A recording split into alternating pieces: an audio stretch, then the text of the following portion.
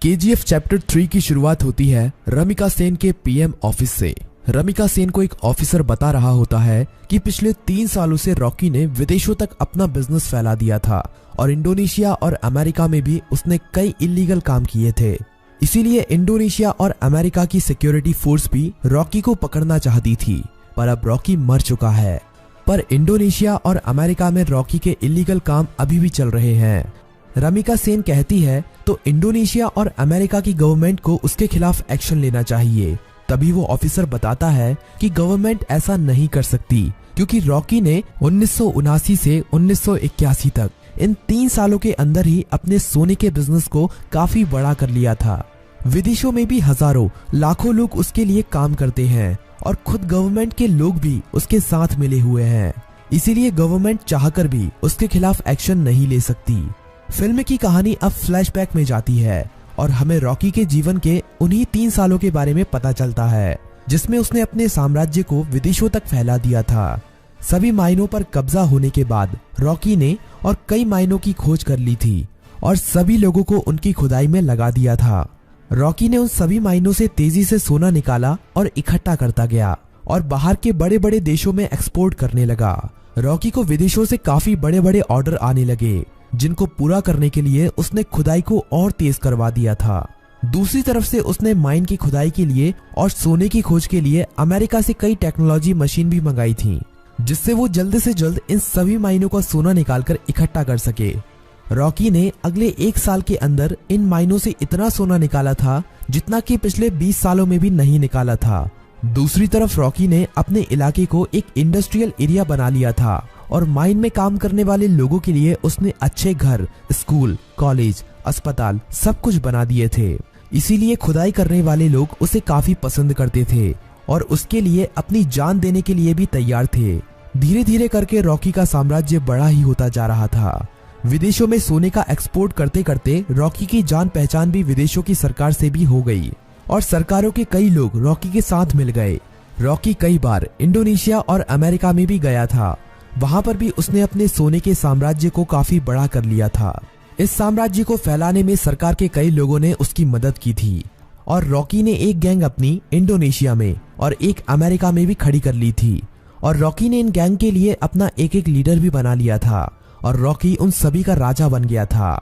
इस तरह से रॉकी ने अपने साम्राज्य को विदेशों तक फैला दिया था। अब कहानी फ्लैशबैक से बाहर आती है और हमें दिखाया जाता है कि जब रमिका सेन ने भारत में रॉकी के साम्राज्य को खत्म कर दिया था और रॉकी अपना सारा सोना लेकर समुद्र के बीच में चला गया था, वहां पर रॉकी ने इंडियन नेवी को खुद मैसेज करके उसे मारने के लिए कहा था। तब इंडियन नेवी ने रॉकी के शिप पर मिसाइल छोड़कर रॉकी को मार दिया था, पर रॉकी वहां पर मरा नहीं था। रॉकी का सारा सोना उसी समुद्र की गहराइयों में उसी जहाज में दफन है और रॉकी को अमेरिका के सबमरीन ने बचा लिया था। ये सबमरीन अमेरिका के एक बिजनेसमैन की थी, जिसे रॉकी ने उन 3 सालों के बीच में अपना पार्टनर बना लिया था। रॉकी अब अमेरिका में सबसे छुपकर रह रहा था। हो जाती है। अब सलार रॉकी को फोन करता है और कहता है, मालिक, हमने आपका साम्राज्य दोबारा से खड़ा कर दिया है। जिस तरह आपने कहा था, अब आपके लौटने का समय आ चुका है। रॉकी कहता है, सलार, तुम्हारे लिए मेरे पास एक काम और है। तुम्हें उस सोने को समुद्र से निकालना है जो हमने इतने सालों से वहां पर छुपा के रखा है। वो हमारी माइनों से ही निकला हुआ सोना है। इसे हमें किसी भी कीमत पर समुद्र से निकालना है।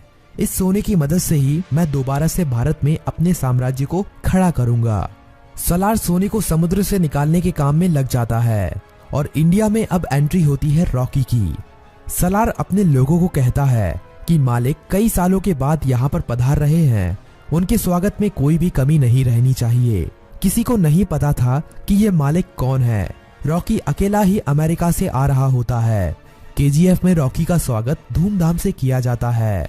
सभी लोग रॉकी को देखकर हैरान थे, क्योंकि उन्हें लग रहा था कि रॉकी मर चुका है, लेकिन रॉकी तो अभी जिंदा है। रॉकी अपनी माइनों का काम देखने के बाद सीधा मिलना चाहता था रमिका सेन से।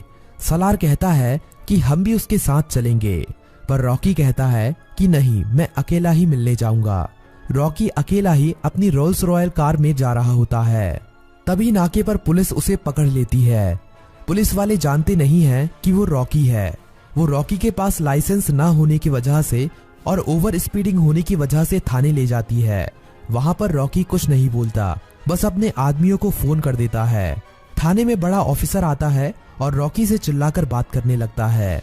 तभी पूरा पुलिस स्टेशन हिलने लगता है और कई हेलीकॉप्टर और बंदूक लेकर रॉकी के आदमी यहाँ पहुंच जाते हैं। उन आदमियों से एक आदमी रॉकी का लाइसेंस लेकर थाने के अंदर आता है और पुलिस को लाइसेंस दिखाता है।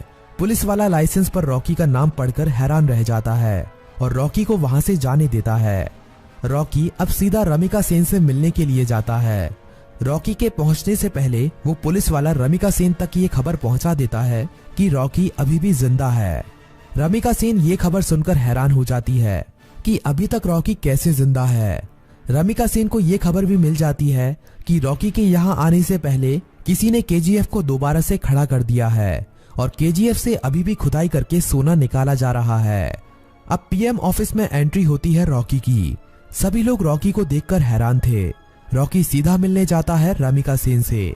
रॉकी रमिका सेन से कहता है कि मैंने कहा था ना, युद्ध हुआ तो जीतूंगा मैं और जीत मेरी ही हुई है। रमिका सेन कहती है कि अच्छा है तुम जिंदा हो, अब मैं तुम्हारे सामने ही तुम्हारे केजीएफ को तुमसे छीन लूंगी। रॉकी कहता है कि उसकी नौबत ही नहीं आएगी।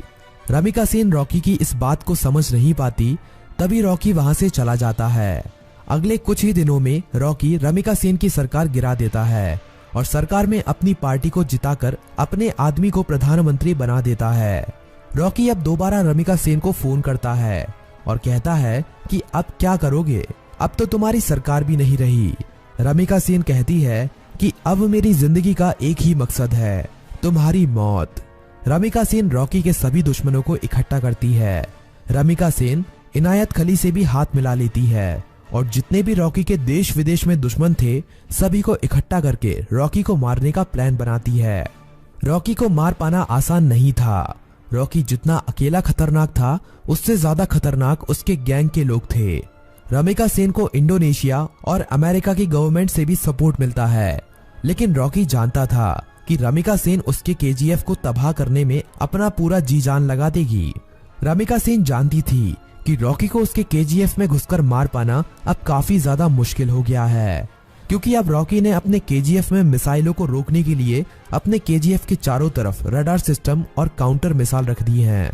अब अगर कोई भी उसके केजीएफ के अंदर घुसने की कोशिश करेगा तो वो मारा जाएगा। रमिका सेन जानती थी कि रॉकी को मारने के लिए उसको केजीएफ से बाहर निकालना पड़ेगा और अकेले रॉकी के मरते ही उसका सारा साम्राज्य खत्म हो जाएगा। इंडिया में अपनी गवर्नमेंट खड़ी करने के बाद इंडिया की गवर्नमेंट रॉकी के लिए एक काफी बड़ी पार्टी रखती है। इस पार्टी में विदेशों के बड़े बड़े बिजनेसमैन, बड़ी बड़ी गवर्नमेंट के लीडर आते हैं। रॉकी की सिक्योरिटी के लिए इस पार्टी में काफी ज्यादा सिक्योरिटी लगी हुई थी। रॉकी पार्टी में पहुंच जाता है। थोड़ा नाच गाना होने के बाद पार्टी में एंट्री होती है रमिका सेन की।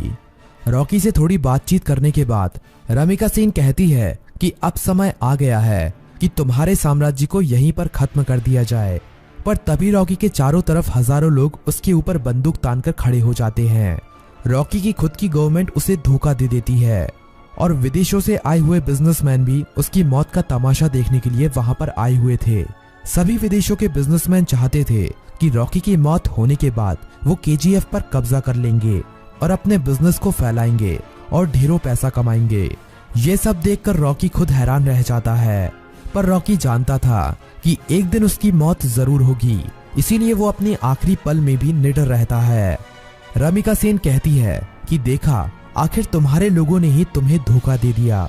इतना कहते ही सभी लोग रॉकी को गोलियों से भून देते हैं और रॉकी की मौत वहीं पर हो जाती है और फिल्म यहीं पर खत्म हो जाती है।